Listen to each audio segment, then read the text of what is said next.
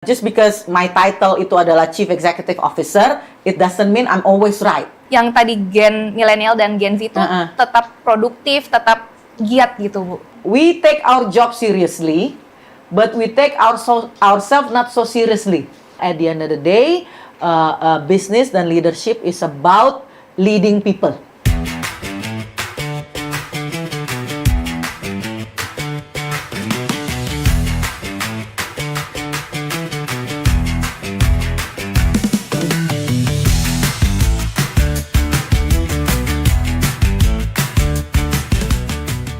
Halo rekan Naker dan sahabat Avanti. Selamat datang di Prodigi, podcast produktif, inovatif, dan giat. Hari ini kita kedatangan tamu sangat spesial, tapi seperti podcast-podcast kita sebelumnya, kita selalu membawa narasumber yang selalu inspiratif, inovatif, dan tentunya selalu mendorong batas-batas produktivitas. Jadi kali ini kita kedatangan CEO Indonesia AirAsia. Halo. Halo Ibu Feranita Josephine. Yes, terima kasih Mbak Sisi dan Mbak Cynthia. Terima kasih atas kesempatannya. Senang bertemu dengan Mbak-mbak berdua, cantik-cantik luar biasa.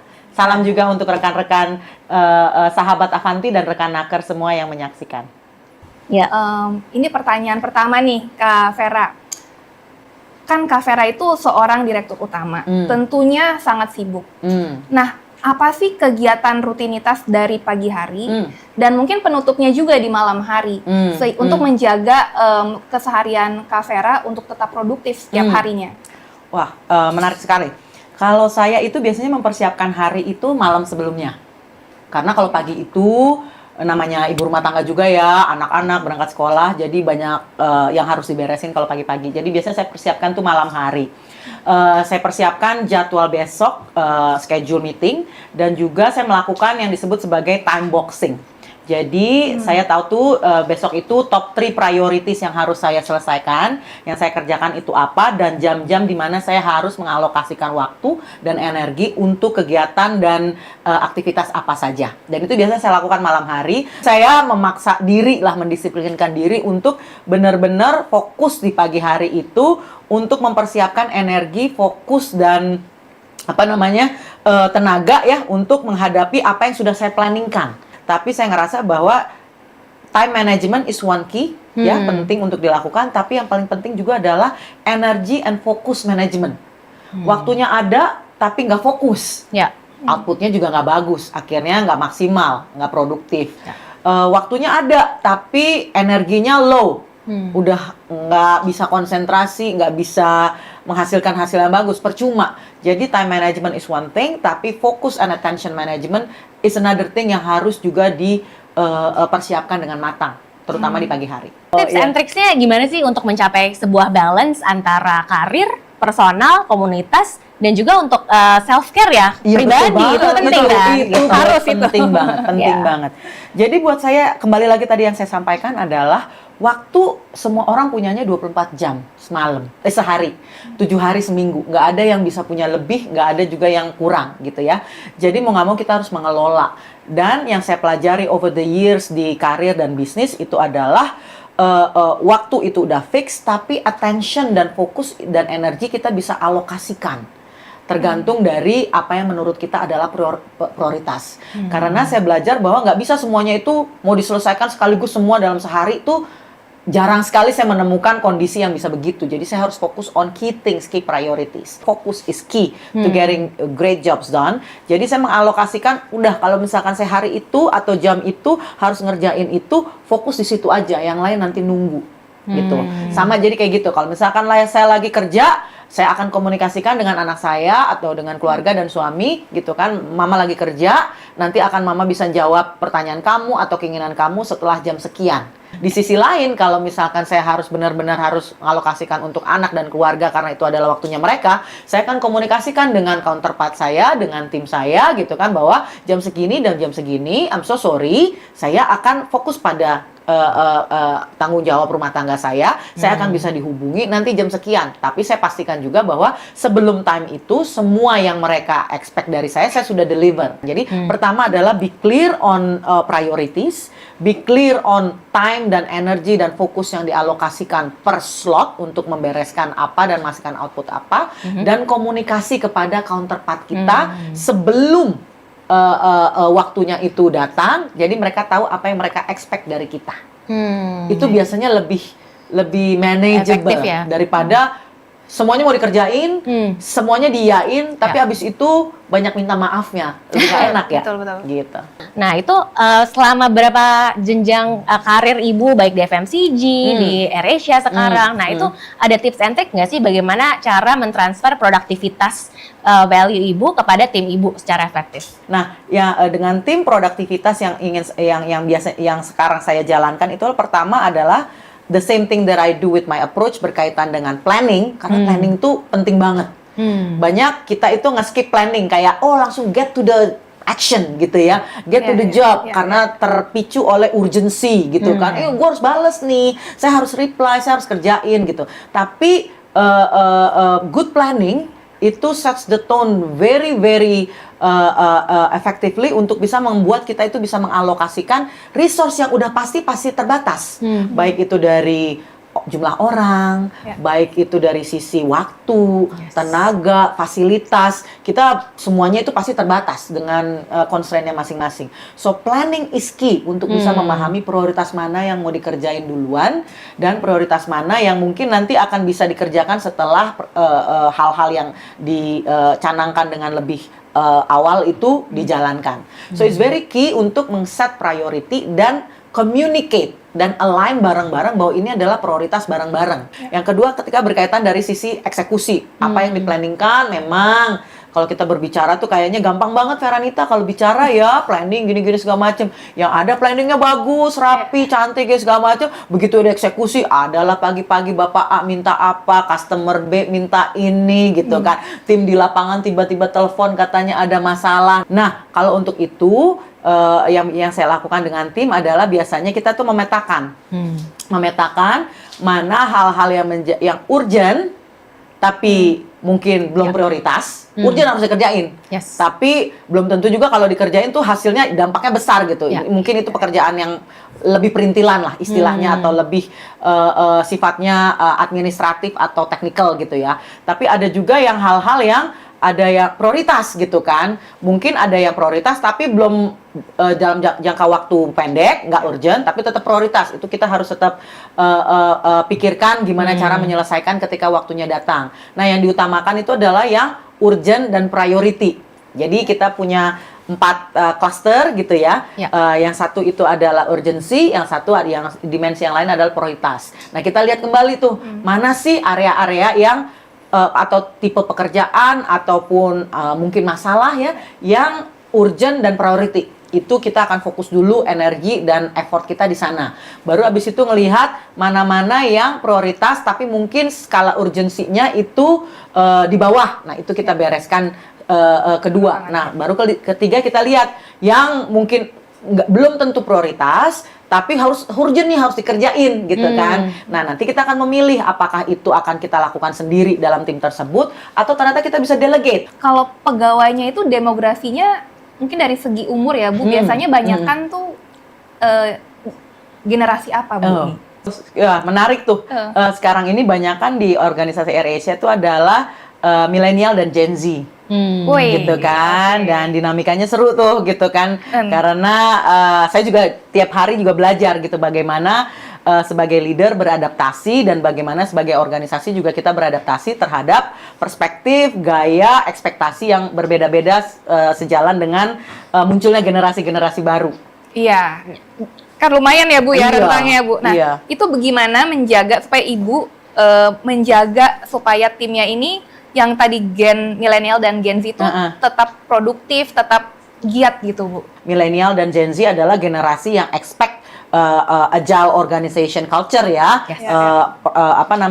Keputusan diambil itu cepat, relevan, dan action oriented. Nah, biasanya organisasi-organisasi yang banyak hierarkinya itu susah untuk bisa se-agile yang diharapkan. Nah, di AirAsia karena kita juga adalah low cost carrier ya, di mana DNA-nya itu adalah efisiensi. Nah, karena kan kita berbiaya rendah, kita menggantungkan banyak sekali cara kerja, behavior dan culture itu dalam konteks efisiensi dan productivity. Nah, jadi di situ juga kita memastikan bahwa organisasi kita itu flat.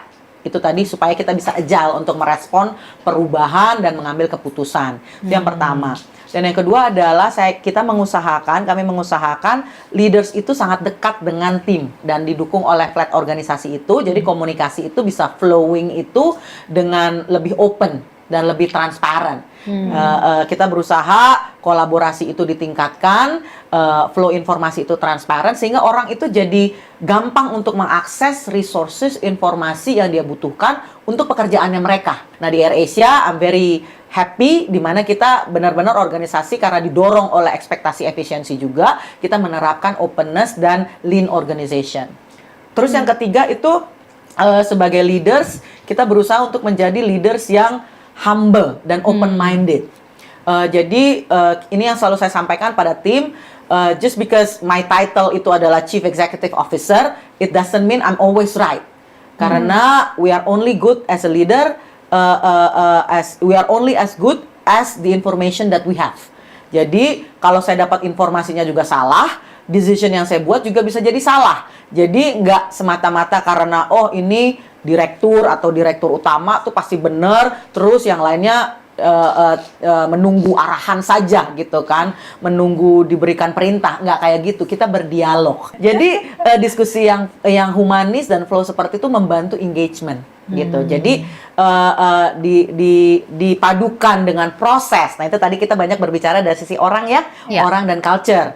Nah, itu dari konteks itu, tapi dari segi proses kita itu banyak sekali didukung oleh teknologi. Everything that we do itu ada elemen teknologi behind-nya karena kita kan aviasi. Jadi dari sisi penjualan tiket, 95% of our tickets adalah online. Jadi kita jadi langsung tahu tuh kemarin strategi penjualan 2 hari yang lalu tuh berhasil nggak sih, karena langsung terreflect di penjualan yang terkoneksi dengan platform online gitu kan. All that we have to do dengan pesawat terbang kita itu ada atribut atau elemen pengukuran dengan digitalnya, fuel efficiency gitu ya, alert system, control models, itu banyak dengan teknologi dan itu membantu karena production datanya atau production informasinya itu terstruktur, akurat dan real time, dan itu membantu efisiensi. Nah, gimana sih Bu menjaga kolaborasi di tim Ibu antar divisi tentunya? Oke. Pertama itu adalah shared goals. Jadi di awal tahun biasanya kita persiapkan ini dalam kuartal terakhir dari setiap tahun ya untuk planning bisnis dan operasional di tahun berikutnya. Itu kita sudah membagikan target-target dan komponen-komponen prioritas apa yang kita akan capai sebagai sebuah perusahaan di tahun depan dan diterjemahkan menjadi target dan objektif dari masing-masing divisi. Jadi ada komponennya yang merupakan shared, jadi semua orang dapat yang sama. Ada juga yang individual accountability. Jadi dari situ masing-masing tahu yang diharapkan saya oleh perusahaan kepada saya di posisi saya. Untuk saya itu apa, tapi sekaligus saya juga tahu saya adalah bagian dari perusahaan dengan goal bersama yang harus dicapai secara keseluruhan orang di perusahaan. Dan shared goals ini yang dibagi juga dengan divisi lain gitu ya. Jadi mereka itu jadi tahu bahwa ya udahlah, kan udah tahu nih tujuan bersamanya adalah ini. Ya udah, nanti mungkin dari divisi saya berkorban deh gitu, ada trade off deh gitu kan. Saya nggak ngedepankan hanya punya saya aja karena saya tahu bersama-sama kita harus mencapai tujuan bersama itu. Jadi ada clarity berkaitan dengan goals, dan itu ada goals yang shared collectively in the company, ada yang by division, ada yang individually. Itu satu. Dan yang kedua itu tadi banyak berkaitan dengan culture. Dan culture yang kami jalankan di AirAsia itu adalah leaders itu walking the talk. Jadi lead by example. Karena kita pelajari juga di banyak setting organisasi dan juga pengalaman saya sebelumnya, kalau leaders itu hanya menyampaikan, narasi, memberikan arahan, tapi dia juga tidak portray, tidak merefleksikan apa yang dia harapkan itu dari apa yang dia kerjakan, tim itu nggak akan merasa ter-engage, dia nggak akan merasa terinspirasi ataupun akan termotivasi untuk ngerjain. Cuma ngomong doang, istilahnya gitu kan. Dan yang terakhir itu adalah berkaitan dengan pengukuran sukses kan. Masalah banyak ya, jangan lupa kita juga harus merayakan kesuksesan apapun bentuknya. Betul. Dan kita tuh selalu punya indikator dari mulai people, proses, produk, services yang kita lakukan. Kita punya ekspektasi tingkatnya semana dan where we are on monthly basis. Dan kalau kita udah bisa mencapai, biasanya kita tuh ada perayaan-perayaan gitu ya. Itu bagian dari culture yang kita punya. Celebrate, apakah itu dalam konteks kelompok kecil atau menengah atau besar. So all that combine menciptakan organisasi yang seru, memotivasi, menginspirasi, tapi juga high performing. Karena kadang-kadang ada organisasi yang mendorong performance saja gitu kan, tapi akhirnya to some extent people itu feel suffocated ya, aduh lelah gitu ya. Ada juga organisasi yang mungkin happy, engaging, seru, tapi kok performance-nya biasa-biasa aja kan gitu. Nah itu harus diseimbangkan. Nah aku penasaran nih, apalagi di era teknologi kayak sekarang udah ada AI, 5G ya sekarang. Semakin banyak lah teknologi dan juga inovasi terjadi. Nah itu sebenarnya kalau dari sisi proses, gimana sih caranya supaya prosesnya tetap inovatif, produktif, tapi tidak melenceng dari value perusahaan dan goal perusahaan? Iya, oke, menarik pertanyaannya Mbak Cynthia. Jadi kalau kami di AirAsia, kembali lagi karena kan penerbangan ya semuanya banyak regulasinya. Semua orang yang menaruh tangannya atau bersentuhan dengan pesawat terbang yang kami terbangkan itu harus ada license-nya. Jadi benar-benar proses itu sangat key, compliance itu sangat key di perusahaan dan juga di industri penerbangan. Nah, bagaimana itu bisa selaras dengan culture? Bisa teman-teman lihat sendiri bahwa kalau AirAsia itu walaupun industrinya serius, tapi pembawaan orangnya seru-seru ya. Dari segi brand personality, cruise gitu ya. Yang itulah menjadi unique selling proposition-nya atau DNA-nya AirAsia. Nah, bagaimana cara kita mengerjakan, mengimplementasikan itu tadi. Ketika kita berhadapan dengan konteks proses yang memang rigid, then we focus on getting things done sesuai dengan ekspektasi yang diharapkan to the level that is required, no compromise. Gitu kan. Jadi when it comes to all the elements, safety, compliance, security, punctuality, by the way, tahun 2024 full year Indonesia AirAsia itu masuk dalam top 10 list budget airline paling tepat waktu sedunia. Tepuk tangan kita. Tepat waktu. Sedunia. Sedunia loh, sedunia. Jadi pesawatnya murah tapi tepat waktu. Tepat waktu. The best banget. Orang kan yang paling penting kalau naik pesawat terbang kan adalah aman, nyaman dan tepat waktu ya. Apalagi kalau di AirAsia itu karena itu tadi efisien, dituntut untuk efisien. Kami itu di industri kami utilisasi pesawat yaitu adalah berapa jam pesawat itu terbang di udara dengan nyaman dan aman dan compliant, itu berapa jam dalam sehari itu harus terbang, itu menjadi alat ukur efisiensi gitu. Jadi kalau pesawatnya itu kelamaan di darat karena prosesnya boardingnya terlambat atau ada refueling yang terlambat, itu cost-nya jadi besar karena pesawatnya itu harus segera take off untuk bisa beroperasi. Karena itulah efficiency measures yang kami tetapkan dalam operasional. Jadi kita itu di organisasi AirAsia itu kita selalu bilang bahwa we take our job seriously, but we take ourselves not so seriously. Jadi kalau kita berkaitan dengan teman kerja, rekan kerja, atasan, team members gitu ya, kita nggak take ourselves so seriously. Saya ini bos nih, tolong ya, respect ya. Jangan begitu ya. Kita nggak gitu. Atau nggak boleh protes ya. Nggak boleh ngomong yang harus ngomongnya harus benar ya. Nggak gitu. Jadi when it comes to doing our job, we take our jobs very seriously, but when it comes to ourselves, we don't take ourselves so seriously. Di era teknologi ini, Bu, apa sih Bu yang dilakukan AirAsia gitu supaya adalah proses otomatisasi ya, supaya ini prosesnya berjalan dengan cepat, lean gitu. Iya. Betul. Pertama, misalkan dari sisi pembelian tiket gitu kan, kita memiliki platform kita yang disebut sebagai AirAsia Move gitu kan, di mana pembelian pemesanan penumpang, pembelian tiket, bagasi, meals dan sebagainya itu masuk langsung dalam platform.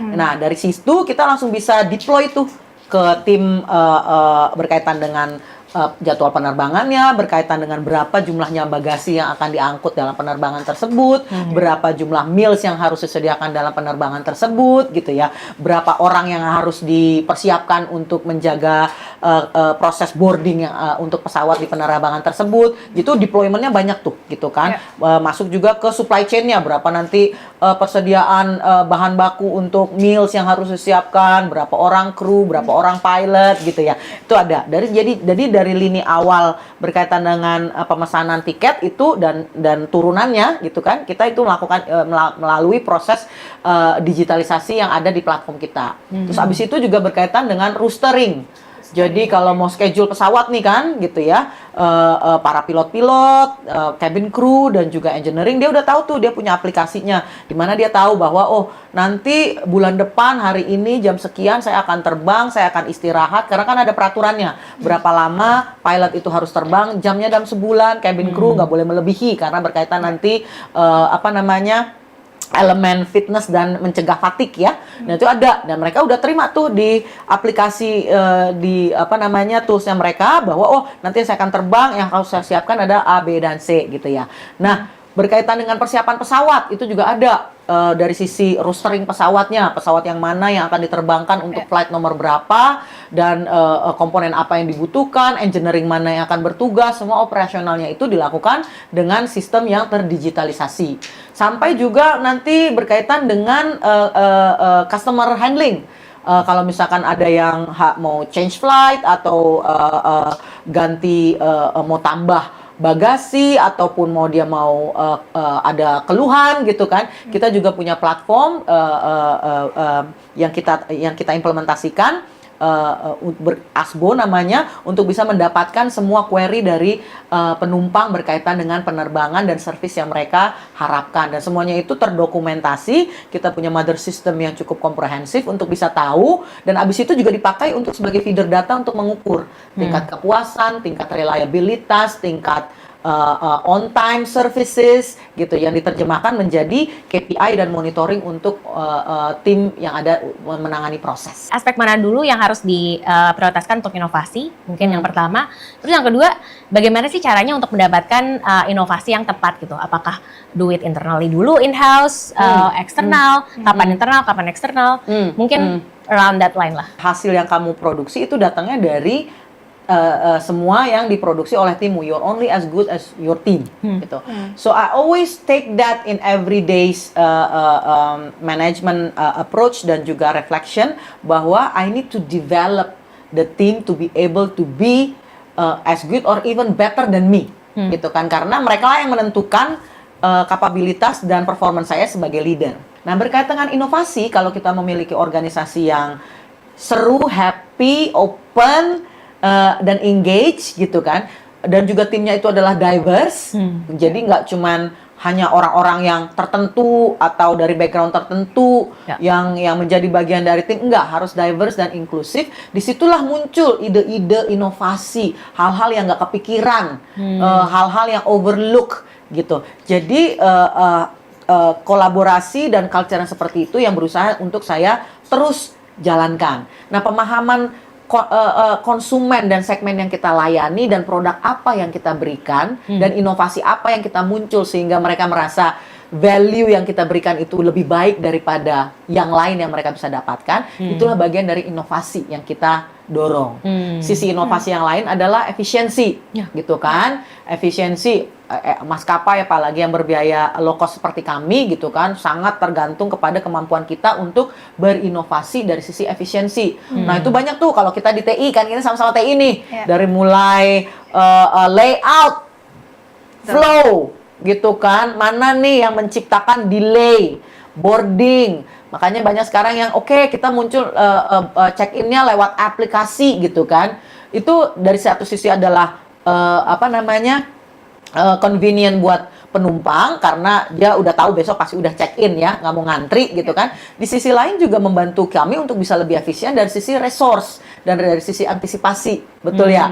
Baik itu bagasi juga gitu, baik itu dari pemesanan yang lainnya. Nah efisiensi itu kalau di TI ya itu saya beruntung banget tuh dulu belajar plan layout. Ya, masih pada inget nggak? Ada 7 ways ya Bu ya? Iya, 7 ways. Ada operation research, optimalisasi itu kan, karena kan nggak bisa semuanya itu didorong maksimal semua, pasti harus ada dikalahin. Nah, bagaimana caranya mengoptimalkan variabel yang kadang-kadang itu konflik ya, bertolak belakang gitu kan, misalkan kayak cost dan service gitu kan. Nah, gimana caranya menyeimbangkan? Itu yang saya pelajari banget dari TI gitu kan. Memang efisiensi itu belajarnya di TI aja.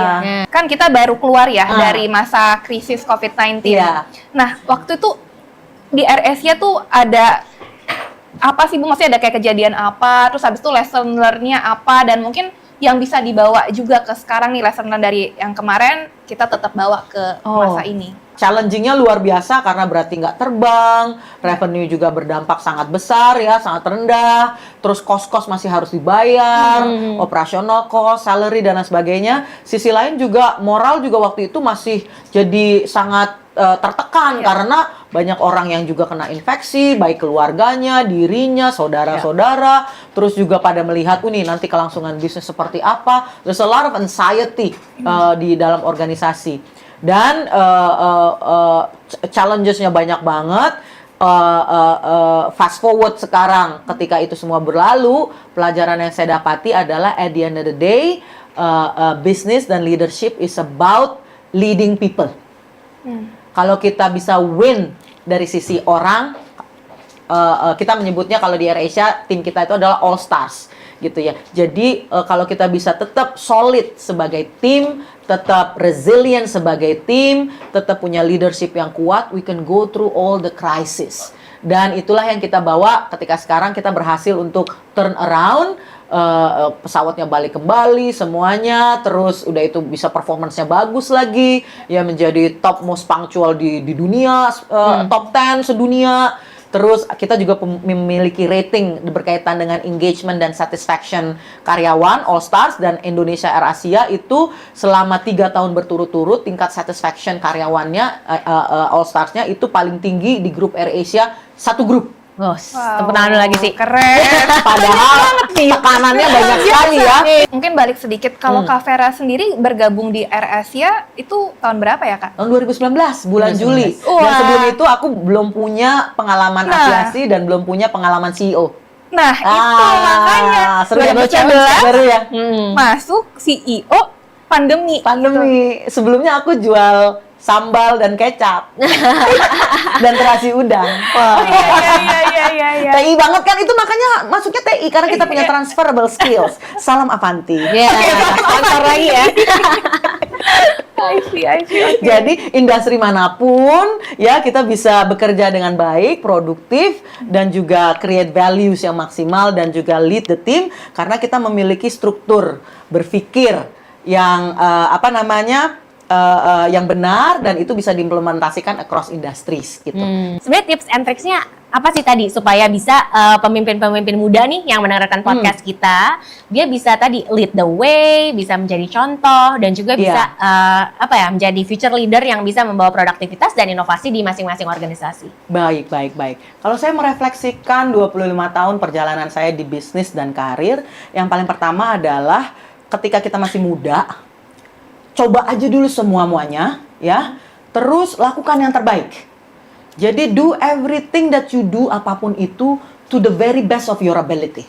Karena mungkin payback-nya itu tidak pada saat itu, nggak langsung naik gaji, nggak langsung promosi, nggak langsung tiba-tiba disukai sama bos mungkin ya, bahasanya gitu kan. But really, itu membangun understanding yang benar, membangun kemampuan untuk menelusuri masalah dengan dalam dan menyelesaikannya itu dengan sangat-sangat bagus.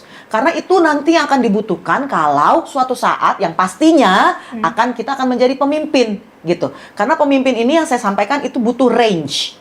Range itu dalam artian kita bisa berpikir strategis yang besar-besar ya. Which is penting karena berkaitan dengan planning, arahan, jangka pendek, menengah, dan panjang. Tapi di sisi lain kalau ada masalah, kita itu bisa langsung zoom in ke hal tersebut dan memahami secara teknis dan bagaimana turn around dan solve problems untuk topik itu dan membantu tim untuk solve problem.